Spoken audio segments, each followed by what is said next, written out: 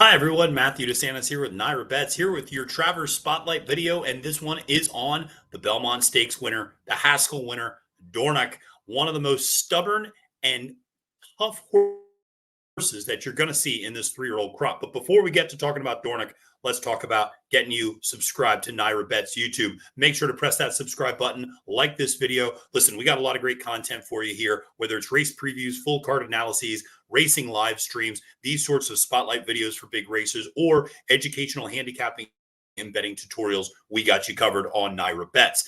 Now, let's talk about Dornoch, because this is a horse that, I'll be honest, I just keep liking more and more every single time out.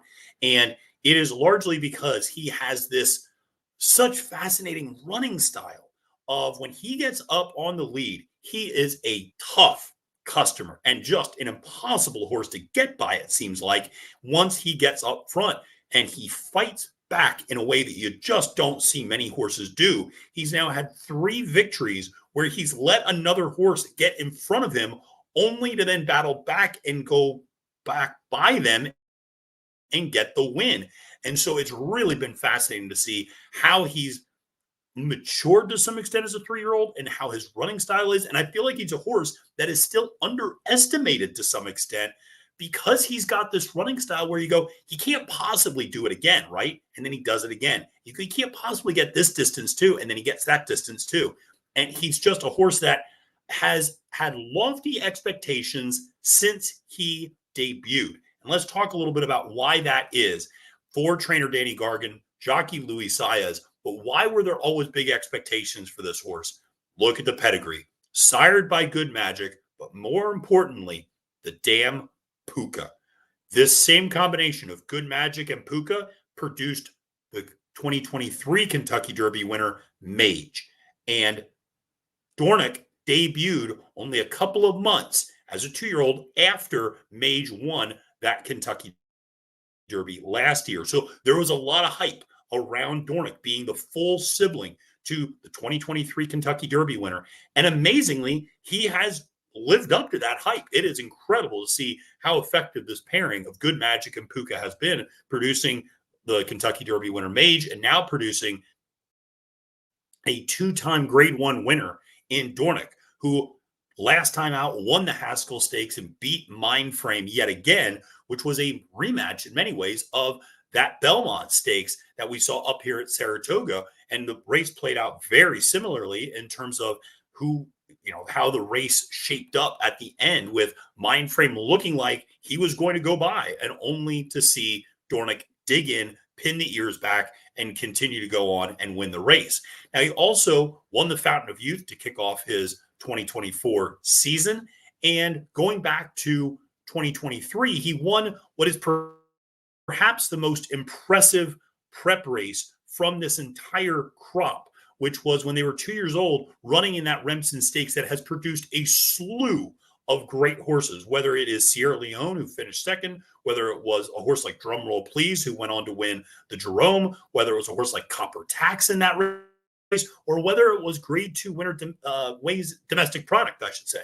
So that race produced a ton of great horses, and he won that race in thrilling fashion after, again, Sierra Leone gets by him, only for Dornoch to come back and win.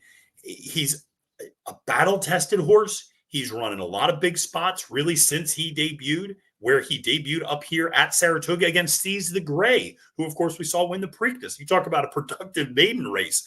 Pretty incredible that those two went on to such heights as 3-year-olds after debuting, sprinting 5.5 furlongs over a sloppy track that day. I remember being out there, and it was something else to see. But listen, he's a really tough horse. Trainer Danny Gargan, I think, has done a great job with him, knowing what he now likes to do. And Gargan even admitted some of this horse's setbacks were his own fault. And he said, listen, I screwed things up in the Bluegrass when I got him, tried to get him to rate a little bit, sit 3rd or 4th. That's on me. The horse doesn't want to do that. And that's what's so fascinating about Dornoch is he really has never shown the ability to pass horses when he's sitting off the pace. But when you put him up front, he does not want to let other horses by him. And he will pass horses back if they do try to get in front of him. it's a very interesting mindset to see. It's not one you see many horses have at all. A lot of times, horses that are front runners, once they get headed, once they get a horse that gets ahead in front, a lot of times they start to fade a little bit, or they just kind of resign to being in second. He's not like that at all. He's a really fascinating horse. But again, you put him behind other horses, he's never really shown the ability to do much there. And you can see that in the past performances where, this is a horse that it's fascinating, debuted, like I said, broke a little bit slow that day, was sitting mid-pack, ends up running second to Seize the Gray, then goes to the Sapling Stakes at Monmouth, where, makes the lead, but ultimately ends up losing that race to a horse Noted, who's actually a pretty good horse in his own right, actually a very good turf horse as well. Ends up switching surfaces later in his career. But Dornoch then comes back, breaks the maiden impressively at Keeneland. I remember watching that race while stuck in traffic, actually. It's funny how you remember exactly where you are for certain races, but he looked dynamite in that race. Then comes back and wins that Remsen after getting headed by Sierra Leone over a muddy sealed track at Aqueduct. Then comes back this year and wins the Fountain of Youth. And the Fountain of Youth was a really weak field. If you remember, that was a field that was decimated by scratches. That there were all of these very hyped horses, Victory Avenue and Locked, and all these horses were pointing towards that race. And it was a week out. It looked like it was going to be a really great prep race. All of a sudden, all of the heavy hitters scratch. And Dornoch just kind of is the only horse that's there. And he wins that race in very workmanlike fashion. I mean, he wins, but it wasn't the sort of visually overwhelming race that you thought it was going to be against that level of competition. Because even though it was a grade 2, honestly, that was an allowance field in a lot of ways. And, he won that race by, I think, less than 2 lengths. And somebody made the point after the race, and I need to go back on X and see who made this, because it was a very astute observation. They said he wants a challenge, that when nobody runs at him, he kind of just relaxes and is a little too immature. But when somebody runs at him, he knows what to do. And in that Fountain of Youth, nobody made a run at him. And you could kind of see him flicking his ears and just kind of not really concentrating and not really giving all of his effort. And, Louis Hayes really had to kind of work on him a little bit to keep him focused. Well, he comes back in the Bluegrass. And like I said, Gargan says, listen, we're rating him, and just to see if he can do it. Well, he can't. He finishes a distance 4th to Sierra Leone that day. Then comes back in the Kentucky Derby and draws the number 1 hole, which, listen, I know they make a big deal. The new starting gate is definitely more fair than the old starting gate situation. But still, breaking out of that number 1 post is just never easy. And so what ultimately happens, breaks just a quarter step slow. And when you watch the head on, it's really fascinating. Brian Hernandez Jr., who was on Mystic Dan that day, was breaking from the number 3 post. He breaks like a rocket, and he immediately gets in front of Dornoch on the rail. And in many ways, he took Dornoch's spot in some extent. And suddenly Dornoch is resigned to sitting mid-pack and kind of ends up finishing mid-pack, finishes 10th that race, but just doesn't get the trip. And so coming into the Belmont was a huge long shot, 17-1. And, there were a lot of people who thought, wow, this horse maybe was just a flash in the pan, a precocious 2-year-old. Mage ended up not really winning anything after that Kentucky Derby. So, well, maybe this is just a horse that's good for one big race and really not much else. Well, then he runs an absolutely monster race in the Belmont Stakes. And he showed the ability to rate a little bit in that race. He at least sat second during the early going to Seize the Gray.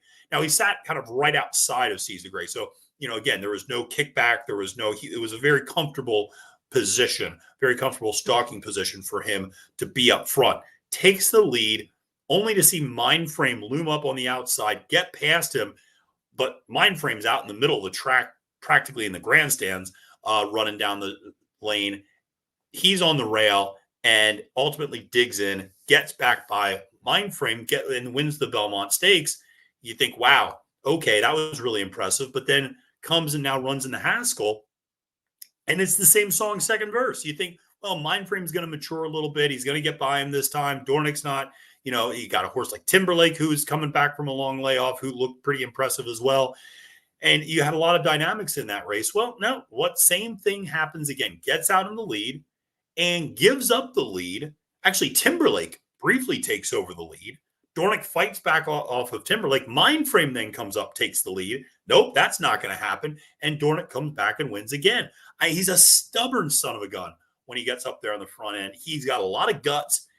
I love horses that are battle tested. And I would argue there's no horse more battle tested than Dornoch.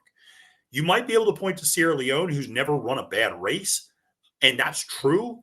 But he also comes up just short sometimes in those really tough battles.